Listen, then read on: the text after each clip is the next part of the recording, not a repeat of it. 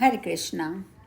महादेव कहते हैं, पार्वती शिवे 16 उपचारों के समर्पण के लिए जो सर्वसम्मत मंत्र हैं, अब मैं वह कह रहा हूँ, उन्हें सुनो। आसन। आसन के लिए आसन रत्नसार्विकारं च निर्मितं विश्वकर्मणा वरं सिंहासनं रम्यं राधे पूजा सुगुहिताम्। वसन।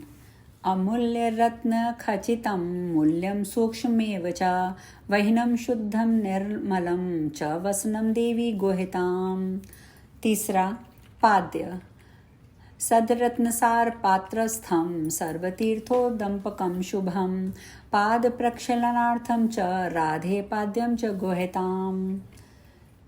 चौथा अर्घ्य।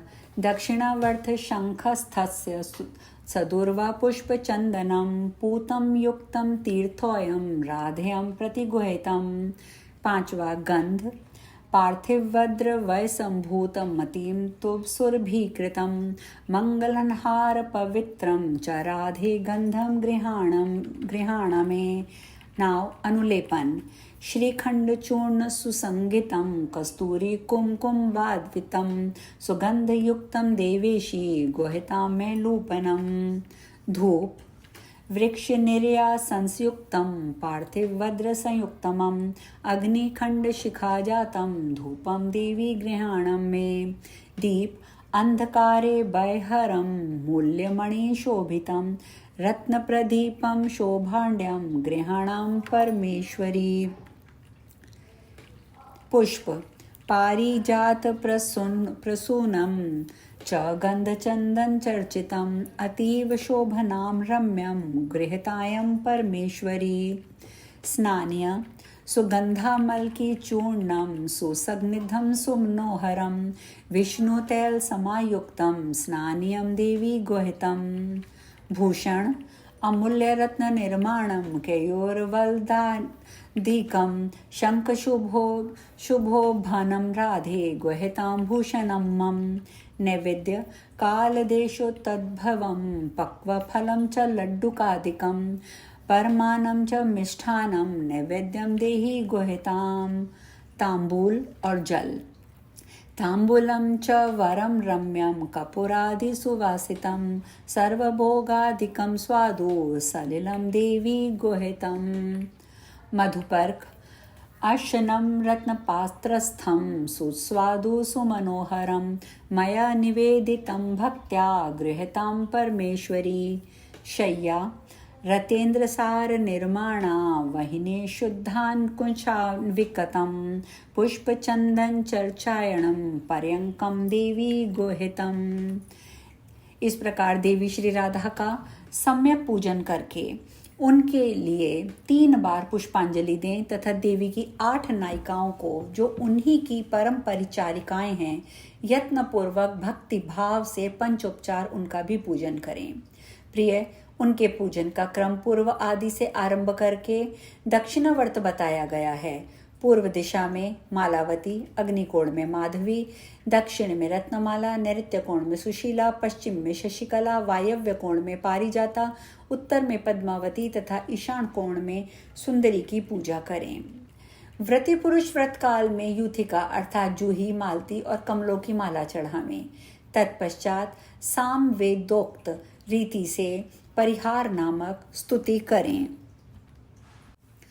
त्वं देवी जगतां माता विष्णु माया सनातनी कृष्ण प्राणादिदेवी च कृष्ण प्राणराधिका शुभा कृष्ण प्रेममयी शक्तिया कृष्ण सौभाग्य रूपिणी कृष्ण भक्ति प्रदे राधे नमस्ते मंगल प्रदे अद्य मे सफलं जनं जीवनं सार्थकं मम पूजितासि मया सा च श्री कृष्ण पूजिता कृष्ण वक्षसि या राधा सर्व सौभाग्यन संयुक्ता रासे रासेश्वरी रूपा वृंदा वृंदावने वने कृष्णा प्रिया च गोलोके तुलसी कानने तुया चंपावती कृष्ण संगे क्रीडा चंपक कानने चंद्रावली चंद्रवनवने शतरिंगे सतीति च विरजा दर्प हंत्री चा विरजा तट कानने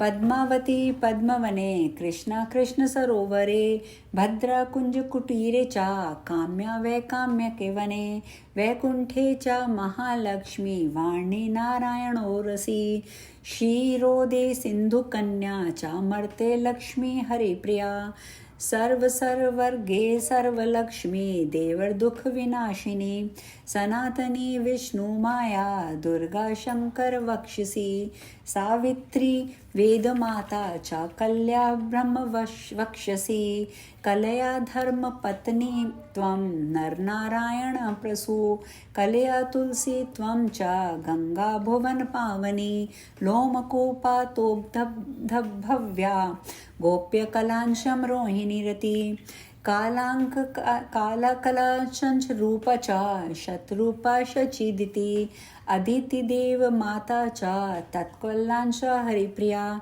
देवेश्य मुनिपल्वश्य तवत्कलकला कलया शुभे कृष्ण भक्तिं कृष्ण दास्यं देहि मे कृष्ण पूजिते एवं कृत्वा परिहारं स्तुवा च कंठं पठेत् पुराकृतं स्तोत्रमेत भक्ति दास्य प्रदम शुभम। इस प्रकार परिहार एवं स्तुति करके कवच का पाठ करें। यह प्राचीन शुभ स्तोत्र श्रीहरि की भक्ति एवं दास्य प्रदान करने वाला है। जो इस प्रकार प्रतिदिन श्री राधा की पूजा करता है वह भारतवर्ष में साक्षात विष्णु के समान है, जीवन मुक्त है एवं पवित्र है।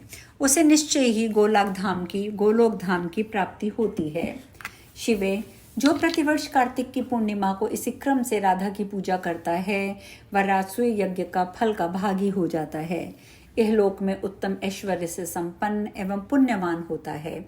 अंत में सब पापों से मुक्त हो श्री कृष्ण धाम में जाता है। पार्वती, आदिकाल में पहले श्री कृष्ण ने इसी क्रम से वृंदावन के रास मंडल में श्री राधा की स्तुति और पूजा की थी। दूसरी बार तुम्हारे वर से वेद माता सावित्री को पाकर सृष्टिकर्ता ब्रह्मा जी ने इसी क्रम से श्री राधा का पूजन किया था। नारायण ने भी श्री राधा की आराधना करके महालक्ष्मी, सरस्वती, गंगा तथा भुवन पावनी पराशक्ति तुलसी को प्राप्त किया था। क्षीर सागर शेई श्री विष्णु ने राधा की आराधना करके ही सिंधु सुता को प्राप्त किया था। पहले दक्ष कन्या की मृत्यु हो जाने पर मैंने भी श्री कृष्ण की आज्ञा से पुष्कर में श्री राधा की पूजा और उसी के प्रभाव से तुम्हें प्राप्त किया। पतिव्रता श्री राधा की पूजा करके उनके दिए हुए वर से कामदेव ने रति को, धर्मदेव ने सती साध्वी मूर्ति को, देवताओं और मुनियों ने धर्म, अर्थ, काम एवं मोक्ष को प्राप्त किया है। इस प्रकार मैंने श्री राधा की पूजा का विधान बताया है। अब मैं तुम्हें स्त्रोत बताता हूँ, वह भी सुनो। एक बार श्री राधा जी का मान करके श्री कृष्ण के समीप से अंतर्ध्यान हो गईं। तब ब्रह्मा, विष्णु और शिव आदि सब देवता ऐश्वर्य भ्रष्ट, श्रीहीन, भार्या रहित और उपद्रवग्रस्त हो गए। इस परिस्थिति पर विचार करके उन सब ने भगवान श्री कृष्ण की शरण ली।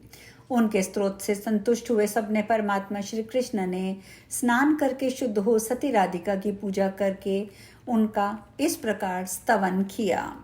श्री कृष्ण बोले, सुमुखी श्री राधे, क्या मैं इस प्रकार तुम्हारा प्रिय हूँ और मुझ में तुम्हारी प्रीति है? तुम्हारी वाणी में जो छलना थी वह आज अच्छी तरह प्रकट हो गई। हे कृष्ण, तुम मेरे प्राण हो, जीवात्मा हो। इस तरह की बातें जो तुम नित्य निरंतर प्रेम पूर्वक कहा करती थी वे तत्काल कहाँ चली गईं? मैं पहले तुम्हारे सामने जो कुछ कहता था मेरा वचन आज भी वही है, ध्रुव सत्य है। तुम मेरे पांचों प्राणों की अधिष्ठात्री देवी हो। राधा मेरे लिए प्राणों से भी बढ़कर प्रिय है। मेरी ये बातें जैसे पहले सत्य थीं उसी तरह आज भी हैं। मैं तुम्हें अपने पास रखने में समर्थ न हो सका, अतः तुम्हारे बिना मेरे प्राण चले जा रहे हैं। अधिष्ठात्री के देवी के बिना कौन कहाँ जीवित रह सकता है? तुम वहाँ विष्णु की माया, मूल प्रकृति, ईश्वरी हो। अपनी कला से तुम सगुण रूप में प्रकट होती हो, स्वयं तो निर्गुणा ही हो। ज्योति पुंजी ही तुम्हारा स्वरूप है। तुम वास्तव में निराकार हो। भक्तों पर अनुग्रह करने के लिए तुम रूप धारण करती हो। भक्तों के विभिन्न रुचि के कारण नाना प्रकार की मूर्तियां ग्रहण करती हो। वैकुंठ में महालक्ष्मी और सरस्वती के रूप में तुम्हारा ही निवास है। पुण्य क्षेत्र भारतवर्ष में सत्पुरुषों की जननी भी तुम ही हो। सती और पार्वती के रूप में भी तुम्हारा ही प्राकट्य हुआ है। तुम में पुण्य रूपा तुलसी और भुवन पावनी गंगा हो। ब्रह्मलोक में सावित्री के रूप में भी तुम ही रहती हो। तुम ही अपनी कला से वसुंधरा हुई हो। गोलोक में तुम ही समस्त गोपालों की अधीश्वरी राधा हो। तुम्हारे बिना मैं निर्जीव हूँ, किसी भी कर्मों को करने में असमर्थ हूँ। तुम्हें शक्ति के रूप में पाकर ही शिव शक्तिमान हैं। तुम्हारे बिना वे शिव शिव नहीं हैं, शव हैं। तुम्हें ही वेद माता सावित्री के रूप में अपने साथ पाकर साक्षात ब्रह्मा जी वेदों के प्राकट्यकर्ता माने गए हैं।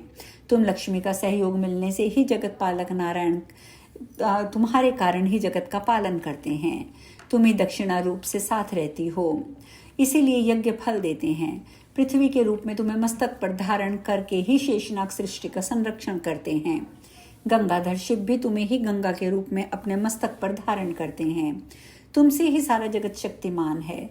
तुम्हारे बिना सब कुछ शव अर्थात मृतक के तुल्य है। तुम वाणी हो, तुम्हें पाकर ही सब लोग वक्ता बनते हैं। तुम्हारे बिना पौराणिक सूत भी मूक हो जाता है। जैसे कुम्हार सदा मिट्टी के सहयोग से ही घड़ा बनाने में समर्थ होता है, उसी प्रकार तुम प्रकृति देवी के साथ ही मैं सृष्टि रचना में सफल होता हूँ। तुम्हारे बिना मैं सर्वत्र जड़ हूँ, कहीं भी शक्तिमान नहीं हूँ। तुम सर्वशक्ति स्वरूपा हो, अतः मेरे निकट आओ। अग्नि में तुम्हें दाहिका शक्ति हो। तुम्हारे बिना अग्निदाह कर्म में समर्थ नहीं है। चंद्रमा में तुम ही शोभा बनकर रहती हो। तुम्हारे बिना चंद्रमा सुंदर नहीं लगेगा। सूर्य में तुम प्रभा हो। तुम्हारे बिना सूर्यदेव प्रभापूर्ण नहीं रह सकते। प्रिय, तुम ही रति हो। तुम्हारे बिना कामदेव कामनियों के प्राण बल्लभ नहीं हो सकते। इस प्रकार श्री राधा की स्तुति करके जगत प्रभु श्री कृष्ण ने उन्हें प्राप्त किया। आज हम कथा में यहीं विश्राम लेंगे। शेष कल। हरे कृष्णा।